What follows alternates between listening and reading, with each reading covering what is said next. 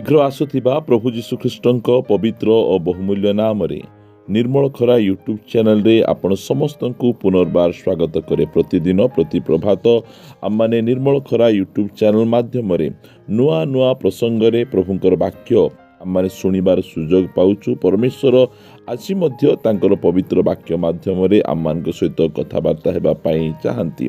ପ୍ରିୟମାନେ, ଆଜିର ବାକ୍ୟର ପ୍ରସଙ୍ଗଟି ଏହି ପ୍ରକାର ଅଟେ। ଏହି ଚାରୋଟି ବିଷୟ କାହାକୁ କୁହନ୍ତୁ ନାହିଁ। ଏହି ଚାରୋଟି ବିଷୟ କାହାକୁ କୁହନ୍ତୁ ନାହିଁ। ପ୍ରିୟମାନେ, ଯେଉଁ ଚାରୋଟି ବିଷୟ ମୁଁ ଆପଣମାନଙ୍କୁ କହିବା ପାଇଁ ଚାହେଁ, ସେହି ଚାରୋଟି ବିଷୟ ଆପଣ ଯଦି କାହାକୁ କହିବେ ନାହିଁ, ତାହେଲେ ଆପଣ ଆଶୀର୍ବାଦ ପାଇବେ, ଆପଣ ଉନ୍ନତି ଲାଭ କରିବେ, ଆପଣ କୌଣସି ପ୍ରକାର ଭାବରେ ପଡ଼ିଯିବେ ନାହିଁ। ପ୍ରଥମ ବିଷୟ ହେଲା ଆପଣଙ୍କର ଆବଶ୍ୟକତା। ଆପଣଙ୍କର ଆବଶ୍ୟକତା ଆପଣ କେବେ ହେଲେ କାହା ଆଗରେ କହିବେ ନାହିଁ। ପଢ଼ିବା ଆମେମାନେ ଗୀତ ସଂଗୀତା ପୁସ୍ତକ 50 ଗୀତର 12 ପଦ। ଆମ୍ଭେ କ୍ଷୁଧିତ ହେଲେ ତୁମ୍ଭକୁ ଜଣାଇବା ନାହିଁ, କାରଣ ଜଗତ ଓ ତହିଁର ପୂର୍ଣ୍ଣତା ଆମ୍ଭର। ଆମମାନଙ୍କ ପରମେଶ୍ୱରର ଗୁଣ ସେ କାହାକୁ ଜଣାଇବେ ନାହିଁ। ଆମ ପରମେଶ୍ୱର କେବେ କ୍ଷୁଧିତ ହେବେ ନାହିଁ, କ୍ଷୁଧା ହେବ ନାହିଁ, ତୃଷା ହେବ ନାହିଁ। ମାତ୍ର ପ୍ରଭୁ ଯୀଶୁଖ୍ରୀଷ୍ଟ ଯେଉଁ ସମୟରେ ଧରାପୃଷ୍ଠରେ ଥିଲେ, ସେ ମାନବ ରୂପ ଧାରଣ କରିଥିଲେ। ଆଉ ତାଙ୍କୁ ଅନେକ ବିଷୟର ଆବଶ୍ୟକ ଥିଲା। ମାତ୍ର ସେ କେବେ ହେଲେ ମଧ୍ୟ ନିଜର ଆବଶ୍ୟକତା କାହା ଆଗରେ ସେ ଜଣାଇ ନାହାନ୍ତି। ସବୁ ସମୟରେ ପିତାଙ୍କ ଆଗରେ ସେ ଜଣାଇଛନ୍ତି। ପିତା ତାଙ୍କର ସବୁ ଆବଶ୍ୟକତା ପୂର୍ଣ୍ଣ କରିଛନ୍ତି। ଆଜି ଯଦି ଆପଣ ଗୋଟେ ଖ୍ରୀଷ୍ଟିଆନ, ଗୋଟେ ପ୍ରଭୁଙ୍କର ଦାସ, ଆପଣ ନିଜର ଆବଶ୍ୟକତାକୁ କାହାକୁ ଜଣାଇବାର ଆବଶ୍ୟକ ନାହିଁ। ପ୍ରଭୁଙ୍କ ଉପରେ ନିର୍ଭର ରଖନ୍ତୁ।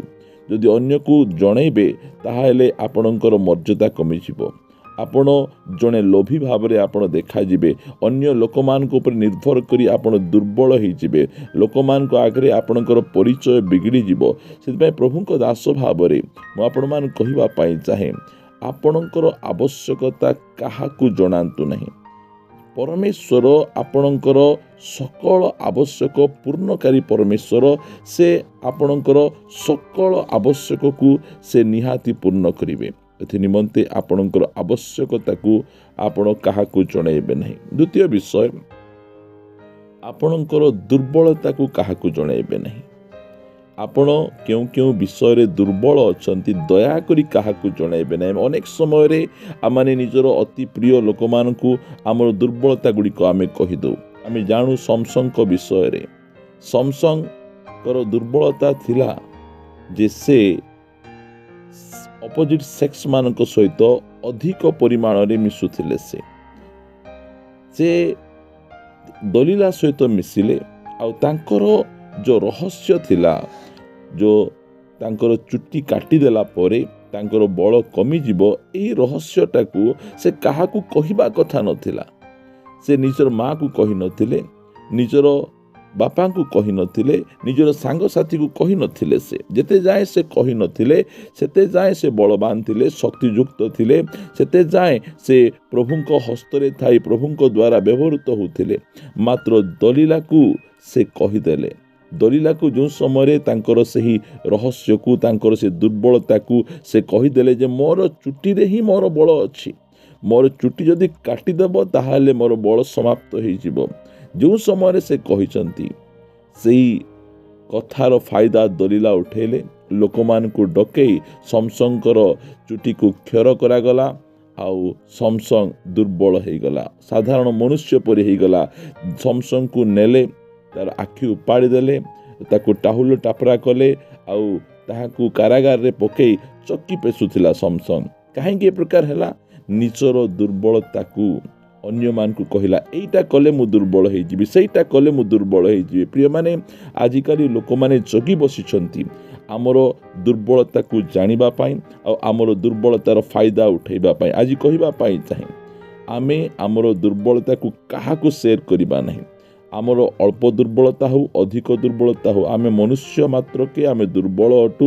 ଆମର ଦୁର୍ବଳତାକୁ ଆମେ ଦୟାକରି ଆମେ କାହା ସହିତ ସେୟାର କରିବା ନାହିଁ। ଆମର ଅଭାବକୁ କାହା ସହିତ ସେୟାର କରିବା ନାହିଁ। ଆମର ଦୁର୍ବଳତାକୁ ଆମେ କାହା ସହିତ ଆମେ ସେୟାର କରିବା ନାହିଁ। ଆଉ ତୃତୀୟ ବିଷୟ, ଆମର ସ୍ୱପ୍ନ ଆଉ ଦର୍ଶନକୁ ଆମେ କାହା ସହିତ ସେୟାର କରିବା ନାହିଁ। ପ୍ରିୟମାନେ, ଯୋସେଫ, ପରମେଶ୍ୱର ଯୋସେଫକୁ ବାଛିଲେ। परमेश्वर को एते सुंदर स्वप्न आउ दर्शन से देखाइले जहाँकि आम मैंने पढ़ी पारिबा आदि पुस्तक 37 अध्याय तांकु स्वप्न देखाइले जे से एते महान हेबे एते बड़ हेबे तांको भाई माने तांको प्रणाम करिवे तांकर बापा माँ माने तांको प्रणाम करिवे एही प्रकार भावरे से उच्च पद को जीवा पाई चाहुचंती मात्र जोसेफ से सह्य करि पारले नहीं से निज कथा को निज मध्य रखी पारले नहीं निज भाई मान को जणे देले भाई मान को जणेबारु भाई माने ईर्षा हेले रागी गले तांकर दर्शन को नष्ट करिबा पाई से माने चेष्टा कले जो समय जोसेफ तांको निकट को गले सेही समय से माने कथावार्ता हेले एई देख स्वप्न दर्शक आसुची ये पुणी आमठू बड़ हेबो ये पुणी आमठारु महान हेबो आमे पुणी आकु प्रणाम करिबा एई प्रकार कथा कहि तार स्वप्न को तार दर्शन को नष्ट करिबा पाई जाई तांकु कोड़े आलू पियाज बिकिला परी अन्य मानक हस्तरे बिकिदेले मिस्र देश को पठे देले प्रिय माने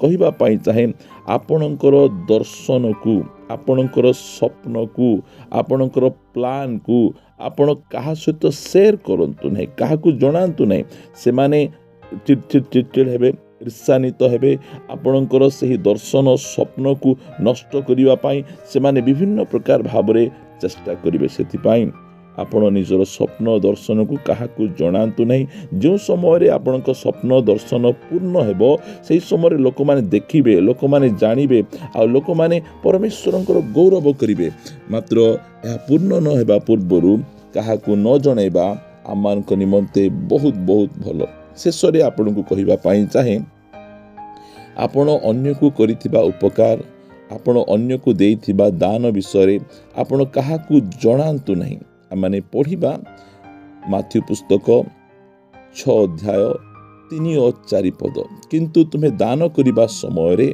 तुमर दक्षिण हस्त कौन करुअछि ताहा तुमर बाम हस्त न जाणु जेपरी तुम्भर दान गोपन रे हेबो आउ तुम्भर पिता जे गोपन रे देखंती से तुमको फल देबे प्रिय माने अनेक अछंती अन्य मान को सहाय्य करंती अन्य मान को उपकार करंती अन्य मान को दान दियंती आउ से माने से फोटो गुडी को सोशल मीडिया रे पोस्ट करंती आकु ताकु कोंती मु केते दानी आउ एही प्रकार व्यक्ति माने कोनोसी प्रकार पुरस्कार पाइबे नहीं मात्र जो माने दान करी प्रोपोगंडा करंती नहीं मुताकु ए प्रकार दान कली से प्रकार दान कली काहा को कहंती नहीं सही प्रकार लोक मान को पिता फल देबे गोपन रे से देखंती प्रिय माने सेति निमंते प्रभु आमान को दया करंतु अनुग्रह करंतु आमे करिथिबा उपकार देइथिबा दान ए सब गुडी को लोक मान को आखरे न जणैबाटा आंभ मान को निमंते बहुत बहुत भलो हेबो आज आम शिखिलु 4टी विषय प्रथम विषय आमर आवश्यकता आमे कहा को आमे जणैबा नहीं पिता जानछंती आम कौन दरकार आमर मस्तकर केश ही से गणना करिसंती आमर दुर्बलता को आमे कहा को जणैबा नहीं आमान को दुर्बलतार लोक माने फायदा उठेबे जे प्रकार समसंगर फायदा दलीला उठै तांको पूरा नष्ट करदेले आमान को दर्शन अन्य को कहा को जणैबा नहीं जोसेफ निजर भाई मान को दर्शन जणैले आ भाई माने दर्शन को नष्ट करिवा पाई से चेष्टा कले आउ शेष रे आमे देखिलु जे आमे करिथिबा उपकार काहा को सहाय्य करिछु दान देइछु हमर डाहण हस्त कोन करछि ताहा हमर बाम हस्त न जानु ए प्रकार बाइबल आमान को कहे प्रभु आमान को आशीर्वाद करंतु आसंतु आमे पदे प्रार्थना करिबा गौरवमय पिता मु तुमको धन्यवाद दिए राजा तुम्हें वाक्य माध्यम आज पुनर्बार आम मान सहित कथबार्ता क्यों विषय गुड़िक क्या जणैबा उचित नुहे तुम्हें से सब विषय गुड़िक नहीं आम मान सहित कथबार्ता प्रभु आम को दया कर अनुग्रह कर आम से अनुसार अपना जीवन शैली को आम गठन करूँ प्रभु अनुग्रह प्रदान कर जहाँ जहाँ आशीर्वाद आम जीवन में आवश्यक रही प्रभु से सब आशीर्वाद गुड़िक तुम्हें यीशु नाम रे पूर्ण करी तुम्हें गौरव पाओ और महिमा पाओ प्रभु तुम्हें आमान को प्रार्थना शुणिछ आ उत्तर देइछ एथिपाई धन्यवाद दे प्रार्थना प्रिय प्रभु यीशु नाम रे मागुछि आमीन आमीन समस्त को नमस्कार प्रेज द लॉर्ड प्रभु समस्त को प्रचुर भावे आशीर्वाद करंतु आ जदि प्रभु आमान को दया करंती अनुग्रह करंती ताहाले आमे आसंता अध्याय रे परस्पर सहित साक्षात होई एई प्रकार प्रभु को वाक्य रे आम माने प्रतिपालित हेबा रहिबा समस्त को नमस्कार praise the Lord God bless you.